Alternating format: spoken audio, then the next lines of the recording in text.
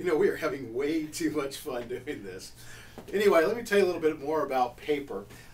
This particular video, I want to show you exactly what paper is, how it's traded on the secondary market, what the secondary market is, and 3 ways to make money with paper. When I talk about paper, what we're talking about is a mortgage or an IOU. So if you would please write that down. Actually, paper involves 2 things. It involves, number 1, the IOU, or the evidence of the debt. So let's say, for instance, and I'm going to use Countrywide purely as an example, because we've all heard of Countrywide lending. Let's say that Roland, who's behind the camera, borrows some money from Countrywide to go buy a house.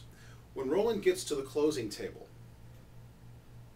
Countrywide sends the money, but Roland has to sign a document that acknowledges he owes Countrywide that money. That's the IOU. Okay, and on that note, that IOU is going to have a lot of terms, which we'll get into a little bit later. But suffice it to say, he gives the IOU, or the note, to Countrywide. But he also gives Countrywide something else. He gives them a lien against his property. And that way, should Roland not pay his payment to Countrywide, they can come back and legally take his house back, because that's the collateral for their loan. So the 2 parts of paper that I want you to write down is, number 1, the IOU, which is also referred to as the note, which is also called the promissory note. It's the promise to pay. Number 2, the other part of paper, is the collateral for the debt. So the first thing is, the IOU is the evidence of the debt, and that is the note. Okay, so right in here, if you would, evidence of debt. Okay? Now, the second part of paper that you need to know about is this collateral, this lien against the collateral. This is called either the mortgage, depending on what state you live in, or the deed of trust, or the trust deed. Right? So the IOU is equal to the note. The collateral is the lien against the property, and that is known as collateral, whatever. The IOU is the note. The collateral is the lien against the property, and that is known as either the mortgage or the deed of trust.